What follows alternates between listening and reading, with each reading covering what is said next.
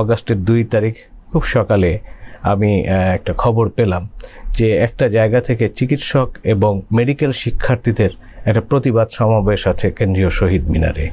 আমি তাৎক্ষণিক আমার নাস্তার টেবিলে মোটামুটি সিদ্ধান্ত নিয়ে ফেললাম, যেহেতু এটা চিকিৎসকদের একটা প্রতিবাদ সমাবেশ, শিক্ষার্থী মেডিকেল শিক্ষার্থীও থাকবে, আমি একজন নিজেকে যদি সিনিয়র চিকিৎসক মনে করি, এদেশের নাগরিক মনে করি, তাহলে আমার কিছু প্রতিবাদ ওখানে অংশগ্রহণের মাধ্যমে করতে পারি। আহত নিহতের যে রেজিস্টার, যেখানে লিপিবদ্ধ করা হয় এমার্জেন্সিতে আনলে কাকে চিকিৎসা দেওয়া হলো, কী চিকিৎসা দেওয়া হলো তার বৃত্তান্ত, সেই রেজিস্টার বই পর্যন্ত আপনারা জানেন রেজিস্ট্রি খাতায় তোলা হয়নি, তুলতে দেয়া হয়নি। অনেক ক্ষেত্রে দেখা গেছে তোলা হলেও সেই কাগজ ছিঁড়ে নেওয়া হয়েছে। বিভিন্ন জায়গায় চিকিৎসকরা 2টি কাজ করলেন।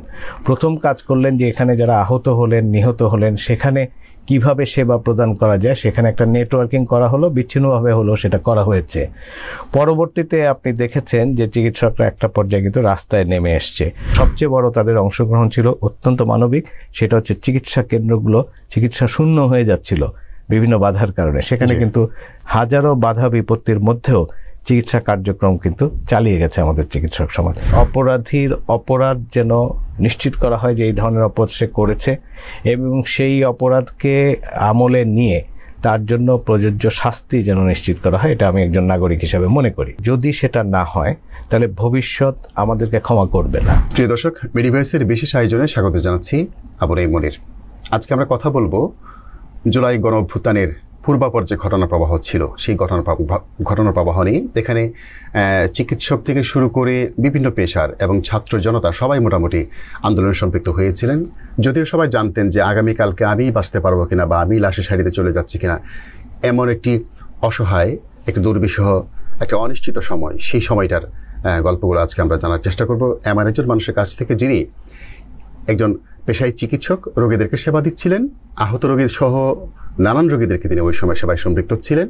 পাশাপাশি তিনি দায়বদ্ধতা থেকে, নাগরিক দায়বদ্ধতা থেকে মনে করেছিলেন যে যেটি অন্যায় হচ্ছে সেই অন্যায়ের বিরুদ্ধে প্রতিবাদ করার জন্য রাজপথে চলে এসেছিলেন। আমাদের স্টুডিওতে আজকে কথা বলার জন্য উপস্থিত আছেন আনোয়ার খান মডার্ন মেডিকেল কলেজ হাসপাতালের রেসপিরেটরি মেডিসিন বিভাগের অধ্যাপক ডাক্তার আব্দুল শাকুর খান। স্যার, আপনাকে আমাদের স্টুডিওতে স্বাগত জানাচ্ছি। ধন্যবাদ।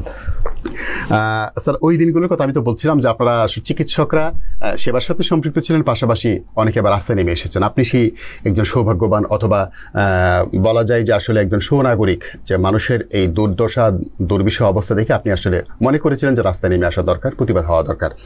তো এই যে অভ্যুত্থানের সময় যে আপনার স্মৃতিগুলো, কিছু স্মৃতি আজকে শোনার জন্য মূলত আপনাকে আমন্ত্রণ জানিয়েছি। একটু বলবেন যে আসলে উত্তাল সময়ের দিনগুলো কেমন ছিল? জি, আমরা প্রায় 11 মাস বা 1 বছরের মতো পার করছি এই জুলাই আন্দোলনের। এই সময় আপনি আবার স্মৃতি রোমন্থনে আমাকে নিয়ে এসছেন, ধন্যবাদ সেই জন্য। ওই সময়টাকে আসলে আমি বিভিন্নভাবে দেখি, তবে আমার যে অবজারভেশন, আমি যেভাবে দেখেছি, আমার 3টি পরিচয়। প্রথমত আমি একজন মানুষ, দ্বিতীয়ত আমি এদেশের একজন নাগরিক, আর তৃতীয়ত আমি চিকিৎসক। তো 3টা পর্যায় থেকে আন্দোলনকে কিন্তু আমি মোটামুটি নিরীক্ষা করছিলাম যে কেন আন্দোলন হচ্ছে, কিভাবে হচ্ছে। তো আমি যখন দেখলাম যে আন্দোলনটা জুলাইতে শুরু হলো, সেটা একটা বৈষম্য বিরোধী আন্দোলন। কেন বৈষম্য? যে কোটা, বিভিন্ন কোটা নিয়ে আমাদেরও কিছু প্রশ্ন ছিল, সেই কোটাগুলোকে সামনে নিয়ে এসে যে এটার মাধ্যমে জাতির মধ্যে বিভেদ সৃষ্টি করা হচ্ছে, একজন নাগরিক তার অধিকার পাওয়ার ক্ষেত্রে কোটার শিকার হয়ে যাচ্ছে। তো সেটা নিয়ে যে আন্দোলনটা হচ্ছিল আমি নিরীক্ষা করছিলাম, দেখলাম যে আন্দোলনটা বেশ দানা বাঁধছে। কিন্তু আন্দোলনের একটা পর্যায়ে আমি আরও নিবিড়ভাবে দেখা শুরু করলাম, এবং যখন দেখলাম এই একটা যৌক্তিক আন্দোলনের উপর যেভাবে একটি রাষ্ট্র বা সরকার আলাপ আলোচনা বলেন অথবা নিয়ন্ত্রণ বলেন, যেভাবে করা উচিত ছিল সেভাবে না করে দমন পীড়নের পথে চলে গেলেন। এবং এই দমন পীড়ন এমন একটা পর্যায়ে চলে গেল, আমরা মিড জুলাইয়ের পর থেকে খেয়াল করলাম যে যেভাবে এটাকে নিয়ে চিন্তা ভাবনা করা উচিত ছিল রাষ্ট্রপক্ষ সেভাবে না করে অন্য পথ অবলম্বন করলেন। তার ফলে কি হলো, আমরা দেখলাম যে আমাদের রাষ্ট্রে একটা রক্তক্ষয়ী সংঘর্ষ হলো এবং বহু প্রাণ এক এক করে ঝরে যেতে থাকলো। আমি বললাম আমার 3টা পরিচয়, আমি 3টা পরিচয়ের বিবেচনায় নিজের বিবেককে প্রশ্ন করলাম আসলে কি হওয়া উচিত। তো এরকমই একটি পর্যায়ে I was so much traumatised যে একটার পর একটা লাশের সারি এবং নিরীহ ছাত্র, পরবর্তীতে ছাত্র জনতা, কারণ আমরা অবলোকন করেছি যে প্রথমে ছাত্রদের পক্ষ থেকে আন্দোলন শুরু হলেও আন্দোলন যত তীব্র হচ্ছিল, সামনের দিকে আগাচ্ছিল, সঙ্গত কারণেই এদেশের বিভিন্ন শ্রেণী পেশার মানুষ এই আন্দোলনের সাথে সম্পৃক্ত হয়ে গেল। আমি একইভাবে দেখলাম শিশু বাচ্চাকে নিয়ে অভিভাবকরা পর্যন্ত নেমে গেছেন, বিভিন্ন শ্রেণী পেশার মানুষ নেমে গেছেন। আরেকটা খুব খেয়াল করলাম যে বিভিন্ন বড় সময় ধরে যারা নির্যাতিত নিপীড়িত ছিল, সেই নির্যাতিত নিপীড়িত জনগণের অংশ কিন্তু এখানে অংশ নেওয়া শুরু করলো। শুরু আন্দোলন হতে পারে, কিন্তু আন্দোলনে যে মৃত্যু যুদ্ধ চলল, আহত হচ্ছিল প্রচুর, এবং আমরা দেখলাম যে লেথাল উইপনও ব্যবহার করা হচ্ছে, যার জন্য মৃত্যু সংখ্যা বেড়ে যাচ্ছে। এমন একটা সময় আমি আমার নিজের 3টি পরিচয়ের অ্যাঙ্গেলে চিন্তা করলাম যে আমি আসলে কি করতে পারি। আমি তো বয়োজ্যেষ্ঠ মানুষ, এখন শিশুরা প্রাণ দিচ্ছে, মানুষ মারা যাচ্ছে এবং দেশের সার্বিক অবস্থা একটা বিপর্যয়ের মধ্যে পড়ে যাচ্ছে, কোনো সমাধানের পথ দেখছি না। এমন একটা অবস্থায় আমি নিজেকে অনেকটা সংযত করে এই আন্দোলনে কিভাবে আমি একজন সম্পৃক্ত হতে পারি সেটা আমি চিন্তা করলাম। এবং কোনো এক সময় আমরা মনে করতে পারি 2 তারিখ, অগাস্টের 2 তারিখ খুব সকালে আমি একটা খবর পেলাম যে একটা জায়গা থেকে চিকিৎসক এবং মেডিকেল শিক্ষার্থীদের একটা প্রতিবাদ সমাবেশ আছে কেন্দ্রীয় শহীদ মিনারে। আমি তাৎক্ষণিক আমার নাস্তার টেবিলে মোটামুটি সিদ্ধান্ত নিয়ে ফেললাম, যেহেতু এটা চিকিৎসকদের একটা প্রতিবাদ সমাবেশ, শিক্ষার্থী, মেডিকেল শিক্ষার্থীও থাকবে, আমি একজন নিজেকে যদি সিনিয়র চিকিৎসক মনে করি, এদেশের নাগরিক মনে করি, তাহলে আমার কিছু প্রতিবাদ ওখানে অংশগ্রহণের মাধ্যমে করতে পারি। এই বিবেচনায় তখনকার ঢাকা শহরের অবস্থা আমরা সবাই অবগত আছি। নিরাপদ রাস্তা ছিল না, বিভিন্ন জায়গায় প্রতিকূল পরিবেশ সৃষ্টি করা হয়েছিল। ইউনিভার্সিটি ডিঙ্গিয়ে শহীদ মিনার পর্যন্ত পৌঁছানো খুবই কঠিন ছিল, কোনো বাহন নিয়ে যাওয়া সম্ভব ছিল না। তাছাড়া তার আগের রাত থেকে একাধারে বৃষ্টি, এবং ওই দিন শুক্রবার সকালেও আমি বৃষ্টি দেখলাম। এই বৃষ্টি ভেজা ঢাকায় বাহন ছাড়া ভেঙে ভেঙে আমি যাই হোক যথাসময় ওখানে পৌঁছালাম। আমার একটা বিশ্বাস ছিল যে আমার ওই উপস্থিতি হয়তোবা আমাকে কিছুটা দায়মুক্ত করবে, কারণ এই জাতি যে দায়ের মধ্যে পড়ে গেছে, এত শিশু, এত বাচ্চা, এত মানুষ নিপীড়িত, নিগৃহীত এবং মৃত্যুর মুখে পড়ছে, সেখানে আমি অন্তত প্রতিবাদ স্বরূপ প্রতীকী হিসাবে হলেও ওখানে উপস্থিত হয়ে অন্তত অংশগ্রহণ করলে আমি হয়তো একটু দায়মুক্ত হব। তো সেই বৃষ্টির মধ্যে আমরা সমবেত হলাম। একটা পর্যায়ে আমাকে ওখানে কিছু বক্তব্য রাখার জন্য বলা হলো, এবং আমি তাৎক্ষণিকভাবে আমার মনের ভিতরের যে কথাগুলো ছিল সেই কথাগুলো নিয়ে আমি কিছু বক্তব্য পেশ করলাম। স্যার, ওখানে যখন যাচ্ছিলেন আপনি প্রতিবন্ধকতার কথা কিছু বলছিলেন, একটু শুনতে চাই, মানে আপনি কি প্রতিবন্ধকতা আমাদের পড়েছেন, অথবা অন্যরা যারা এসেছেন আপনাদের সহকর্মী বা শিক্ষার্থী, তাদের কাছ থেকে কিছু শুনেছিলেন কিনা যে তারা কি প্রতিবন্ধকতা, বিশেষ করে গত রাত থেকেই, 1 তারিখ রাত থেকেই, দিবাগত রাত থেকেই কি প্রতিবন্ধকতার মধ্য দিয়ে তারা যাচ্ছিলেন? আমরা সবাই অবগত আছি প্রতিবন্ধকতার মধ্যে। প্রথমে আমি বলি একটা প্রাকৃতিক প্রতিবন্ধকতা ছিল, সেটা হচ্ছে বৃষ্টি। পরবর্তীতে আমি তো একটা বাহন নিয়ে ওখানে পৌঁছাবো, সহজে বাহন পাওয়া যাচ্ছিল, অ্যানাদার প্রতিবন্ধকতা। তারপর আমরা জানি রাস্তার বিভিন্ন জায়গায় কিছু কিছু জমায়েত বা বাধা দেওয়ার জন্য, এই ধরনের আন্দোলনে বাধা দেওয়ার জন্য শুধুমাত্র পুলিশ বা অন্য মানে সামরিক বাহিনী অথবা আধা সামরিক বাহিনীর কেউ নয়, এখানে আপনি নিশ্চয়ই অবগত আছেন, আন্দোলন বাধা দেওয়ার জন্য জনগণের মধ্যে ওই অংশ, মানে সরকার পক্ষের কিছু অংশ কিছু জায়গায় সমবেত হয়েছিল যে কোনো রকম আন্দোলন যেন দানা না বাঁধে, এটাকে বাধা দেওয়ার জন্য।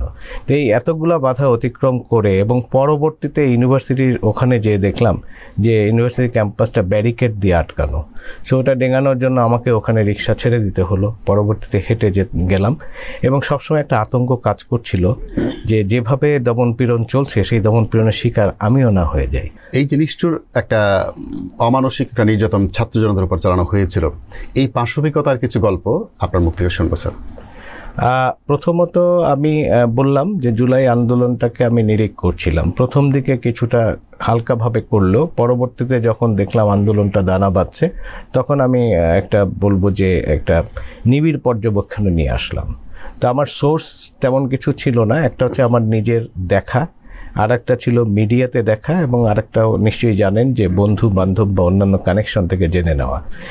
আমরা নিশ্চয়ই অবগত আছি যে ওই সময় আমাদের কিন্তু নেটওয়ার্ক, যেটা আমরা বলবো অনলাইন নেটওয়ার্কগুলো কিন্তু বাধাগ্রস্ত ছিল, কখনো কখনো ওয়াইফাই লাইন ছিল, কখনো ছিল না।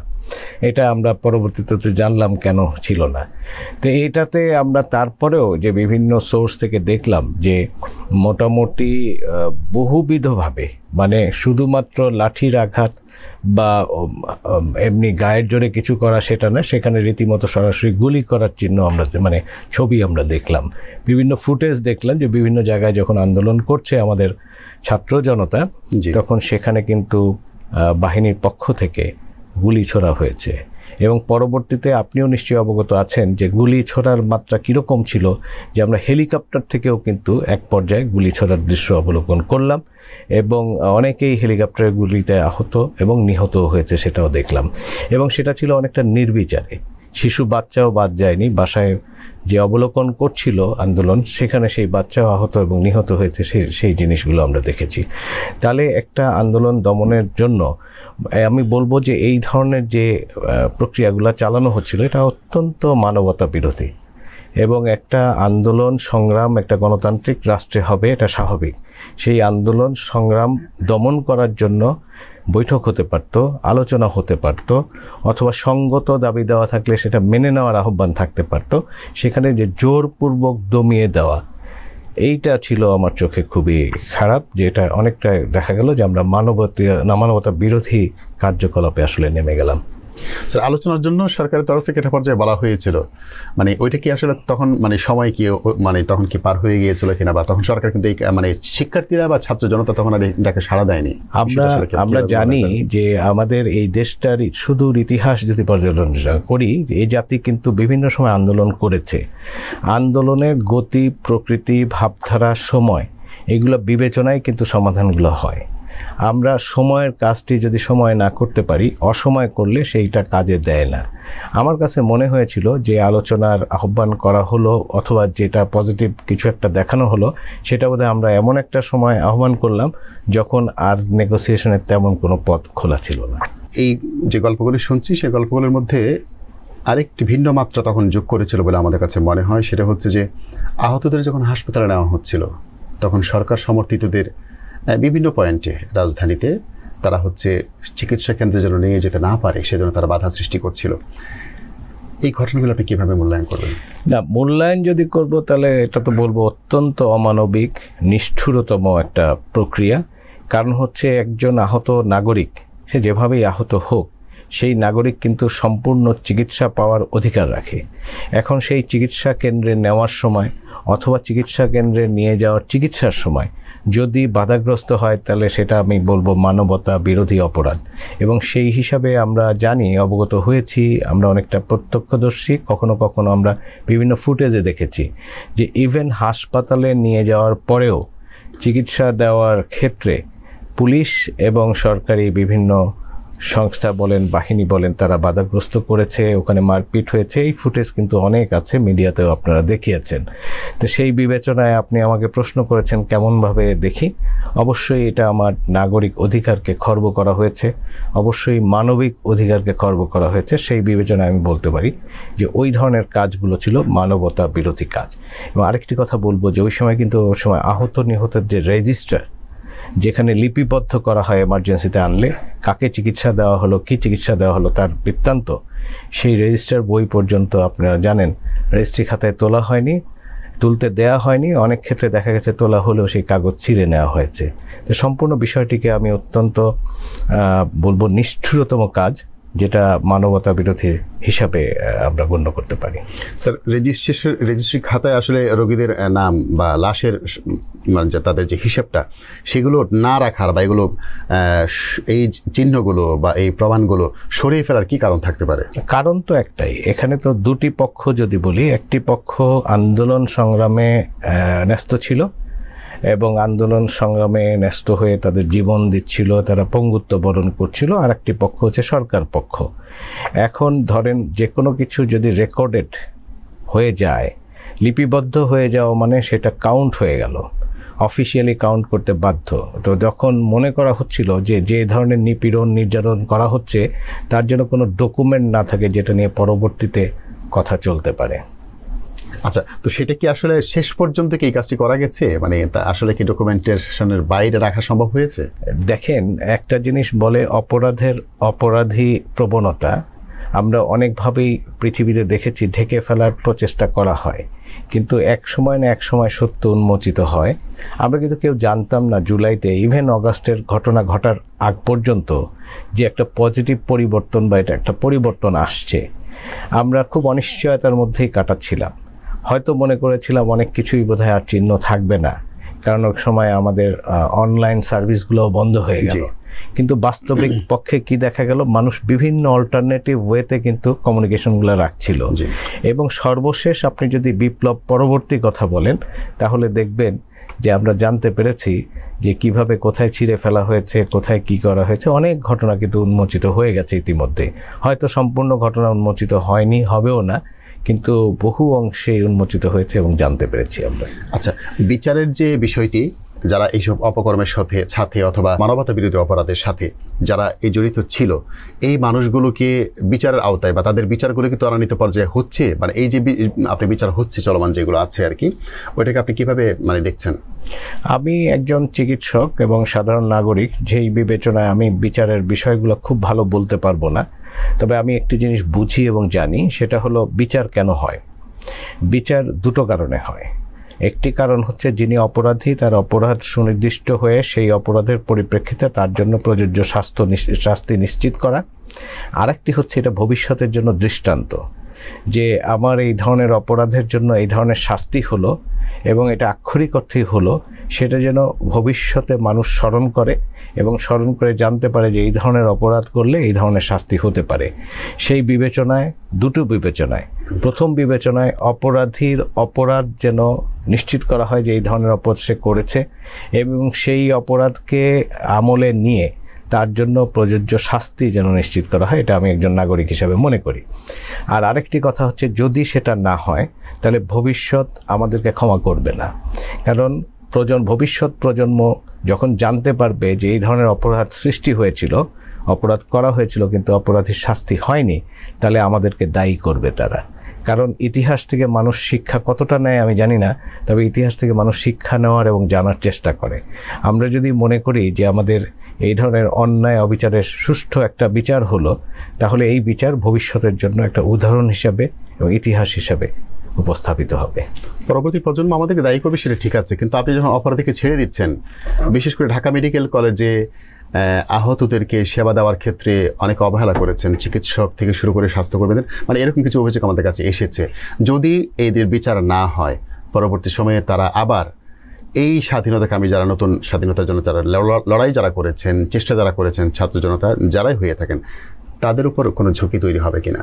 এটা তো অবশ্যই হবে, এটা তো অঙ্কের মতো হিসাব, যে আমি যদি কোনো যিনি অপরাধ করেছেন এবং দৃশ্যমান ছিল তাকে যদি আমি ক্ষমা করে দিই, ক্ষমা একটা মানবিক বড় গুণ, এটা সত্য, কিন্তু সেই ধরনের অপরাধ করলে সেই অপরাধীর শাস্তি ছাড়া শুধুমাত্র ক্ষমা করে দিলে ওই ভবিষ্যতে অনিশ্চয়তা দেখা দিবে, আপনি যেটা মনে করেন। এতগুলো অপকর্মের মধ্যে অথবা অন্যায় অপরাধের মধ্যে একটি বিষয় আমাদেরকে খুব বেশি তাড়িত করে, সেটা হচ্ছে স্বাস্থ্যকর্মী যারা পেশাগত কাজে নিজের থেকেই বেতনভুক্ত না, তারা বাহিরের হয়তো MBBS কমপ্লিট করেছেন, এরকম অনেক স্বাস্থ্যকর্মী ঢাকা মেডিকেল কলেজ সহ আশপাশের মেডিকেল কলেজগুলোতে বা হাসপাতালগুলোতে তারা চিকিৎসা কাজে যাওয়ার জন্য চেষ্টা চালাচ্ছিলেন। এখানে ছাত্রলীগ এবং যুবলীগের নেতাকর্মীরা তাদেরকেও বাধা দিয়েছেন, অ্যাম্বুলেন্স ভেঙে ফেলেছেন, তাদেরকে হুমকি দিয়েছেন, তাদের কার্ড যদি দেখেছে যে তার চিকিৎসার জন্য যাচ্ছে তাদেরকে বাধা থামানো হয়েছে।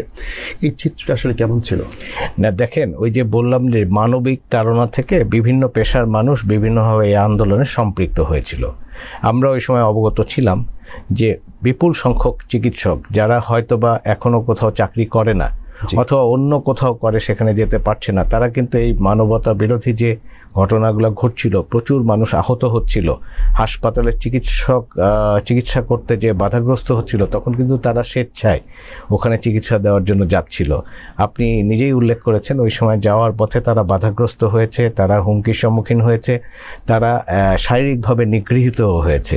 তো এই বিষয়গুলোতে অবশ্যই আমি বলবো যে এটা অত্যন্ত জঘন্যতম কাজ হয়েছে, কারণ একজন আহত নাগরিক রোগীকে চিকিৎসা প্রদান করা একজন চিকিৎসকের আমি বলবো একটা পবিত্র দায়িত্ব, এবং সেই পবিত্র দায়িত্ব পালন করার জন্যই তারা যাচ্ছিল। সেখানে নিশ্চয়ই যে বাধাগুলোর কথা বলছেন, এই বাধাগুলো আমরা সুনজরে তো দেখবই না, এটাকে শাস্তিযোগ্য অপরাধ হিসেবে মনে করব। পাশাপাশি ঢাকা মেডিকেল কলেজ সহ মানে যারা এই শিক্ষার্থীদের আন্দোলনকে সমর্থন জানাচ্ছিলেন চিকিৎসকদের মধ্যে, তাদেরকে তাৎক্ষণিকভাবে অতি উৎসাহী সরকারি কিছু প্রশাসনিক কর্মকর্তা স্বাস্থ্য বিভাগের, তারা হচ্ছে তাদেরকে প্রত্যন্ত অঞ্চলে যেখানে তার সাবজেক্টই নেই সেখানে এরকম সাবজেক্টে তাকে তাৎক্ষণিকভাবে বদলি করেছে। এই বিষয়গুলোর আসলে যথাযথ কোনো মানে পর্যবেক্ষণ হচ্ছে কিনা, এই বিষয়গুলো নিয়ে বিশ্লেষণ হচ্ছে কিনা, মানে সামগ্রিক বিষয়গুলো শুনতে চাই।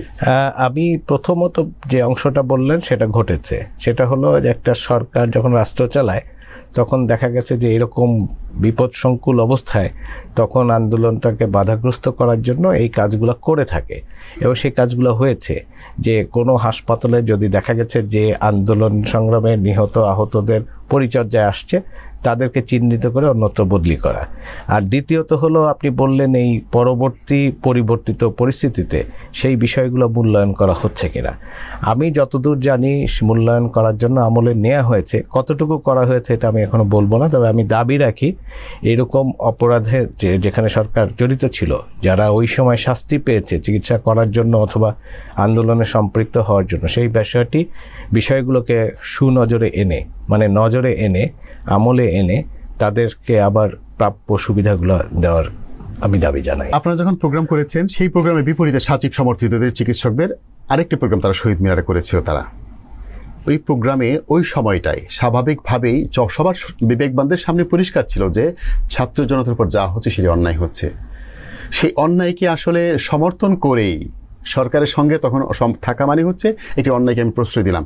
এখানে এতগুলি মানুষ, অধ্যাপক পর্যায়ের বিভিন্ন প্রতিষ্ঠানের প্রধান, আসলে ওনাদের তরফ থেকে কি মানে একটু মানবিক দৃষ্টিকোণ থেকে কি প্রতিবাদ করার বা বিষয়টি বলার অথবা এখানে সংহতি না জানার কোনো উপায় ছিল না? প্রথমত আমি যেভাবে মূল্যায়ন করেছিলাম যে আমি কেন গেলাম, বিষয়টা এমন ছিল যে তখনকার অন্যায় অবিচার এই ধরনের দমন পীড়নকে মানবতা বিরোধী হিসাবে নিজের মনে হচ্ছিল, আমরা গিয়েছিলাম।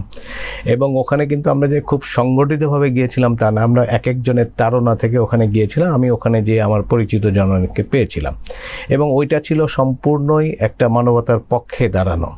আমি জানি যে ওই দিন আমরা এই প্রোগ্রামটা করার পর এটা আপনাদের মিডিয়াতে এবং বিভিন্ন নাগরিক সমাজের মধ্যে এক ধরনের পজিটিভ ইম্পালস তৈরি করেছিল, কারণ মানুষের অনেক মনের কথা সেখানে বলা হয়েছিল। আমি এই বিবেচনা একটা কথা বলবো, আমি ওই দিন যেটুকু বক্তব্য রেখেছিলাম, আমার বক্তব্যের 3টা অংশ ছিল। প্রথম অংশ ছিল যে এটাকে হচ্ছে এটা ঠিক হচ্ছে না, অপরাধ করা হচ্ছে। দ্বিতীয় অংশ ছিল এই অপরাধ করে কখনোই মানুষের মৌলিক অধিকারকে খর্ব করা যায় না, মানুষ যখন ঐক্যবদ্ধ থাকে। তৃতীয় অংশ ছিল নিশ্চয়ই এর একটা অবসান ঘটবে এবং আমাদের জয় হবে, এবং ভবিষ্যতে কঠিন সংগ্রাম প্রয়োজন হলে সংগ্রাম করা হবে। রক্তস্নাত জাতি পরাভব মানে না, অতএব সামনে কিছু একটা আসবে। দেখেন 3টা অংশ ছিল। আমি পরবর্তীতে আমার বক্তব্য শুনে আমি বিশ্লেষণ করেছি, কিন্তু ওই দিন আমাদের প্রোগ্রাম হওয়ার পরে অনেকটা তড়িঘড়ি করে কিন্তু পরের দিন ডাক্তারদের একটা শান্তি সমাবেশ হয়। আমি এটাও কিন্তু খুব অবজার্ভ করি। আমি দেখলাম আমাদের শ্রদ্ধেয় শিক্ষকরা ওখানে আছেন, আমাদের স্নেহের অনেক ডাক্তার ওখানে আছেন, সহকর্মী আছেন, বিশাল সংখ্যক। কেন হলো? প্রত্যেক হসপিটালে অ্যাম্বুলেন্স গাড়ির মাধ্যমে মোটামুটি সরকারি আদেশের মতো আসলো যে একটা সমাবেশ করতে হবে, এবং সেই সমাবেশে তারা কি বলল? তারা এটাই বলল যে সরকার যা কিছু করছে সেটাই সঠিক, অর্থাৎ সরকার পক্ষ অবলম্বন করে কথা বলল। আমরা যখন বিবেচনা করব যে বিশাল মানবতা বিরোধী কাজ হচ্ছে, আর সেই মানবতা বিরোধী অন্যায় অবিচার হত্যা গুলিবর্ষণ এইগুলোকে সমর্থন করে কোনো বক্তব্য যদি পেশ করা হয়, তাহলে আমরা অবাক বিস্ময়ে কিন্তু সেটা দেখেছি, এবং এখনও মনে করি ওইটা ছিল শাস্তিযোগ্য অপরাধ।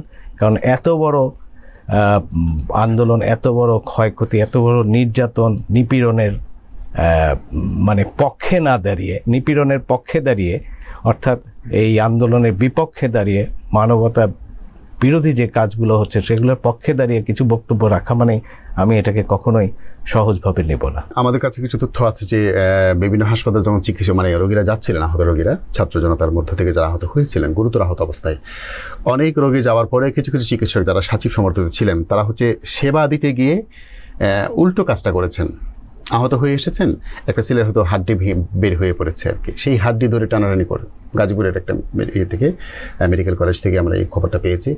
তো এই বিষয়গুলো এরকম অনেক ঘটনাই আছে যারা আসলে চিকিৎসার সাথে, চিকিৎসাবিদ্যা যে ওত আছে সে শপথের সাথে একেবারে বিপরীত।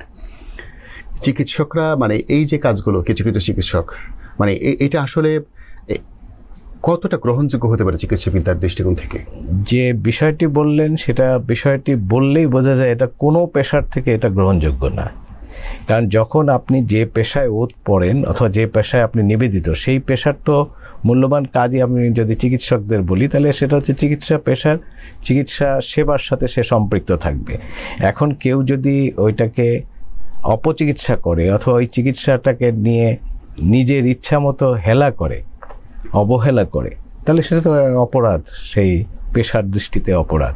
আর আরেকটা কথা আমি এই প্রসঙ্গে বলবো, সেটা হলো আমাদের রাষ্ট্রের এমন একটা ব্যবস্থা আছে, অনেক সময় এই যে শান্তি সমাবেশ হলো, এখানে মূল কারিগর কিন্তু কিছু ডাক্তার, কিছু অধ্যাপক, কিছু শিক্ষক, আর বাকি দেখবেন অনেকেই কিন্তু ওই সময় চাকুরির স্বার্থে, জি স্যার, এটাও কিন্তু উল্লেখ করতে হবে। ওখানে সবাই যারা গিয়েছিল অনেকটা মনে করতে পারেন যে মনের ইচ্ছায় গিয়েছিল এরকম সংখ্যা খুব কম ছিল, যাদেরকে একটা গ্রুপ ছিল যাদেরকে জোর করে নিয়ে যাওয়া হয়েছে যে তুমি এখানে চাকরি করো, তোমাকে যেতে হবে।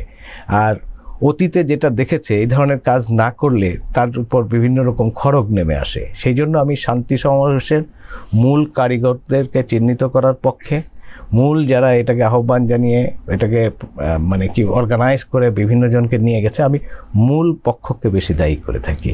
এখানে একটা পক্ষ কিন্তু আছে যারা ওই সময় বিভিন্ন প্রতিষ্ঠানে চাকরি করার স্বার্থে একটা সরকারি অর্ডারের মতো ওখানে কিছু ফলো করেছিল। এই বিষয়টাও বিবেচনা নিতে হবে। তা নাহলে আপনি যদি ঢালাওভাবে সকলকে দোষী করেন, আমি সেটার পক্ষে না। আচ্ছা, না ঠিক আছে, এটা আসলে বিবেক বিবর্জিতই হবে, সে ঠিকও হবে না। কারণ হচ্ছে অনেকে কেবলমাত্র তার পেটের দায়ে বলতে চাকরিটা টেকানোর জন্য আর কি, না হয় উনি ঝামেলায় পড়তেন, অথবা উল্টো ওনাকে মানে সরকার বিরোধী হিসেবে অন্য কোনো বিশৃঙ্খলার কোনো একটা অংশের সাথে জুড়ে দেওয়া সহজ হয়ে যেতে পারত আর কি। স্যার, চিকিৎসকরা যেভাবে সেবা দিয়েছেন, পাশাপাশি রাজপথেও সেভাবে সরব ছিলেন, একটি দুটি অন্তত স্মৃতি আপনার কাছ থেকে শুনতে চাই, মানে আপনার পরিচিত জন বা আপনার অনুজ যারা আছেন তারা কি ভূমিকা রেখেছেন বা বিষয়টা আপনার সাথে শেয়ার করেছেন? হ্যাঁ, আমাদের আপনি একদম স্পেসিফিক্যালি চিকিৎসকদের কথা বলছেন, এই আন্দোলনে সম্পৃক্ত হওয়া। আন্দোলনের প্রথম ভাগ যদি আমরা বলি মিড অফ দ্য জুলাই, তখন বোধহয় সবাই আমরা যার যার জায়গা থেকে জিনিসটা অবলোকন করছিলাম, বিশ্লেষণ করছিলাম, নিজেদের মধ্যে আলোচনা করছিলাম। কারণ আফটার মিড জুলাইয়ের পরবর্তীতে যখন একের পর এক নিগৃহীনের সব মানে ঘটনাগুলো আসলো, বিভিন্ন রকম অপরাধের চিত্র আসলো, যে বাধা দেয়া হচ্ছে, বিভিন্ন জায়গায় গুলি চালানো হচ্ছে, তখন কিন্তু একটা সচেতন সমাজ, আমি বলবো চিকিৎসকদের, এই জন্য আপনি 52-তে আসেন, 71-এ আসেন, সমস্ত জায়গায় দেখবেন চিকিৎসকদের একটা বিশাল অবদান আছে। আপনি 90-এর আন্দোলনে আছেন, মিলন ভাইয়ের কথা থেকে শুরু করে সেগুলো আছে। তো চিকিৎসকদের একটা ইতিহাস এবং ঐতিহ্য আছে যে মানবিক আন্দোলনে, যৌক্তিক আন্দোলনে তারা সম্পৃক্ত হয়। ঠিক একইভাবে এই জুলাই আগস্ট আন্দোলনের এক পর্যায়ে কিন্তু চিকিৎসকরা প্রথমে বিচ্ছিন্নভাবে, আপনি দেখেছেন কোনো ব্যানার নিয়ে কোনো সংগঠন নেমেছে এটা দেখা যায়নি, কিন্তু বিভিন্ন জায়গায় চিকিৎসকরা দুইটি কাজ করলেন। প্রথম কাজ করলেন যে এখানে যারা আহত হলেন, নিহত হলেন, সেখানে কিভাবে সেবা প্রদান করা যায় সেখানে একটা নেটওয়ার্কিং করা হলো, বিচ্ছিন্নভাবে হলো সেটা করা হয়েছে। পরবর্তীতে আপনি দেখেছেন যে চিকিৎসকরা একটা পর্যায়ে কিন্তু রাস্তায় নেমে এসছে, যদিও চিকিৎসকদের নির্দিষ্ট ব্যানারে ছিল না, কিন্তু বিভিন্ন ব্যানারের মাধ্যমে তাদের উপস্থিতি দেখা গেছে, প্রতিবাদ করতে দেখা গেছে।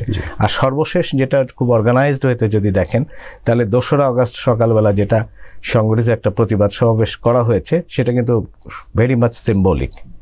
সেখানে একটা মানুষের মানে ডাক্তারদের কণ্ঠস্বর ওখানে ভেসে উঠেছে। আর পরবর্তীতে আরেকটা অংশ আপনি বললেন শান্তি সমাবেশ, সেখানেও দেখলেন যে এত কিছুর পরেও, মানবতা বিরোধী এত বড় অপরাধ হওয়ার পরেও সেইটার পক্ষে, অপরাধের পক্ষে দাঁড়ানোর মানুষও এদেশে আছে, সেটাও আপনি দেখলেন। তা আমি একসাথে যেটা বলবো সেটা হচ্ছে রাস্তার সংগ্রাম বা আন্দোলনে যখন বিভিন্ন শ্রেণী পেশার মানুষ অটোমেটিক্যালি সম্পৃক্ত হলো, তখন কিন্তু চিকিৎসকদের একটা বড় অংশ শুধু ঢাকায় নয়, ঢাকার বাহিরেও রাজপথে বিচ্ছিন্নভাবে হলেও তারা ছিল। আর সবচেয়ে বড় তাদের অংশগ্রহণ ছিল অত্যন্ত মানবিক, সেটা হচ্ছে চিকিৎসা কেন্দ্রগুলো চিকিৎসা শূন্য হয়ে যাচ্ছিল বিভিন্ন বাধার কারণে। সেখানে কিন্তু হাজারো বাধা বিপত্তির মধ্যেও চিকিৎসা কার্যক্রম কিন্তু চালিয়ে গেছে আমাদের চিকিৎসক সমাজ। সেটাকেও আমি আন্দোলনের একটা বড় অংশ হিসেবে বলতে পারি। আমরা আসলে এই বিষয়গুলো যখন দেখছিলাম যে চিকিৎসকরা আসলে সেবা দিতে গিয়ে বাধাগ্রস্ত হচ্ছেন এবং তারা ফিরবেন যখন রাত্রিবেলায়, সেখানে একটা হুমকির ব্যাপার ছিল, প্রাণনাশের একটা বিষয় ছিল। তো এই অবস্থার মধ্য দিয়ে চিকিৎসকরা কিন্তু তারা প্রতিদিনই মোটামুটি গিয়েছেন, তারা নিজেরা রক্ত সংগ্রহ করেছেন, আহতদেরকে স্পট থেকে নিয়ে এসেছেন। মানে একটি বিষয় আমি একটু উল্লেখ করতে চাই, কারণ হচ্ছে এখানে যে শুধুমাত্র আন্দোলনে মানে যারা আন্দোলনকারী ছিলেন তাদের সেবা তারা দিয়েছেন, বিষয়টা এরকম নয়। আমি খবর পেয়েছি যুবলীগ ছাত্রলীগের যারা ছিলেন সরকার সমর্থিতদের সংগঠন, তাদেরকেও সেবা দিয়েছেন চিকিৎসকরা নির্দ্বিধায়, কিন্তু তারা এই চিকিৎসকদের উপর হামলা করতে দ্বিধা করেনি। মানে এই বিষয়গুলো আমাদেরকে অনেকটা স্তম্ভিত করেছে আর কি। কারণ কিছু জিনিস যুদ্ধক্ষেত্রেও স্বাভাবিকভাবে যুদ্ধের হামলার আওতা মুক্ত থাকা উচিত, এর মধ্যে স্বাস্থ্য খাত একটা ব্যাপার। তো এখানে স্বাস্থ্যকর্মীদেরকে যদি আমি হামলা করি বা তাদেরকে থামিয়ে দিই, তাহলে সেটা তো কোনো পক্ষকে সেবা দিতে পারবে না। তো এই এতগুলো জিনিস মানে অতিক্রম করার পরে চিকিৎসক কিন্তু সেবা কাজকে অব্যাহত রেখেছেন শেষ পর্যন্ত। একটি বিষয় একটু আপনার জানতে চাইব আপনার কাছ থেকে। 5 আগস্ট যখন সর্বশেষ খবরটি এলো যে আসলে স্বৈরাচার সরকারের পতন হয়েছে, সরকার প্রধান পালিয়ে গেছে, সেদিনের গল্পটি শুনতে চাই। পাশাপাশি ওই দিন আমরা খবর পেয়েছি ঢাকা মেডিকেল কলেজ সহ অন্যান্য অনেক মেডিকেল কলেজ হাসপাতালে আহত রোগীদের সংখ্যাটা ওই দিন ছিল আরও বেশি তীব্র। মানুষ যখন সবাই ওইমুখী হয়ে যাচ্ছে, গণভবনের দিকে যাওয়া শুরু করলো, তখনকার যে অবস্থানটা সেটা আসলে আরও বেশি ভীতি করছিল। এই দুটো বিষয় একটু বলবেন। 5ই আগস্ট একটা থমথমে অবস্থা বিরাজ করছিল সকালবেলা, কারণ 4 আগস্ট আমার মনে হয় জাতির বিভিন্ন অংশ, মানে এই জাতি পুরোটাই হয়তো নিদ্রাহীন ছিল, কারণ 4 তারিখের রাত ছিল একটা অনেক রকম চিন্তা ভাবনার রাত, সনসন নীরবতার মধ্যে। 5 তারিখের অন্তত প্রথমার্ধটাও মানুষ খুব সজাগ ছিল কি হতে যাচ্ছে। তো ওই সময় যেটা বললেন যে আমাদের তো দুপুরের পরে খবর আসতে থাকলো যে এরকম একটা ঘটনা ঘটতে যাচ্ছে, পরিবর্তন হয়ে যাচ্ছে। তখন একটা পজিটিভ খবরের পরিপ্রেক্ষিতে একটা বিপুল অংশ কিন্তু আনন্দ উল্লাসে নেমেছিল। তখন অনেকেই হিসাব রাখেনি যে এর মধ্যেও আর একটা ঘটনা ঘটে যাচ্ছে। আপনি যদি ওই দিনের আশুলিয়ার কথা বলেন, ওই দিন উত্তরার কথা বলেন, ওই দিন যাত্রাবাড়ির কথা বলেন, এবং বিচ্ছিন্নভাবে বিভিন্ন জায়গায় কিন্তু বড় ধরনের অপরাধ সংঘটিত হয়ে গেছে। অনেক সময় দেখা গেছে যে সেই আনন্দ মিছিলের উপরও গুলিবর্ষণ হয়েছে এবং তাতে করে বহু আহত এবং নিহত হয়েছে। আমরা সেটা পরবর্তীতে পরিসংখ্যানে দেখেছি। অর্থাৎ সর্বশেষ সময় পর্যন্ত যখন সরকার প্রধান চলে গেলেন এবং রাষ্ট্রের একটা পরিবর্তন আসলো, ঠিক সেই রকম একটা শুভক্ষণে, মানে পরিবর্তনের ক্ষণেও কিন্তু অনেক বড় ধরনের অপরাধ হয়ে গেছে, যার জন্য হাসপাতালের বিভিন্ন চিকিৎসা কেন্দ্র, এমার্জেন্সি এখানে কিন্তু প্রচুর ব্যস্ত ছিল এই ধরনের সেবা প্রদানের ক্ষেত্রে।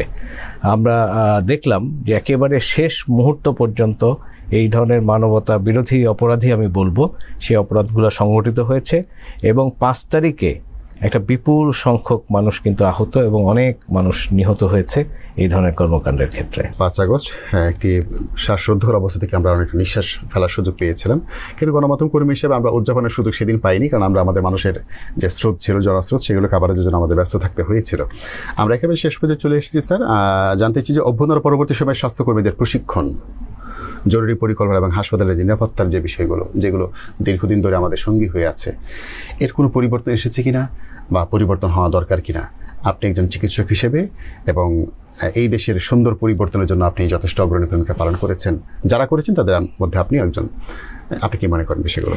আপনার একদম পিছনের অংশটা বলি, একদম শেষ অংশটা ছিলেন যে প্রয়োজন কিনা। অবশ্যই প্রয়োজন। আমরা সবসময় কিন্তু দুইভাবে শিক্ষা গ্রহণ করি। একটা হচ্ছে অটোমেটিক প্রাতিষ্ঠানিক শিক্ষা, বা আমরা যে প্রিভিয়াস ইয়ে থেকে শিক্ষা নেই, আর একটা হচ্ছে ঠেকে যে শিক্ষা। আমরা এই অভ্যুত্থানের সময় দেখলাম, আন্দোলন চলাকালীন সময় দেখলাম যে চিকিৎসকদের ব্যাপক নিরাপত্তাহীনতায় ভুগতে হয়। শুধু তাই নয়, এমনি আন্দোলনের বাইরেও যদি কথা বলেন, বাংলাদেশের এই ধরনের চিকিৎসা কাঠামোতে অনেক সময় চিকিৎসকরা অনিরাপদ বোধ করেন এবং নিরাপত্তাহীনতার কারণে বিভিন্ন ঘটনা ঘটে যায়।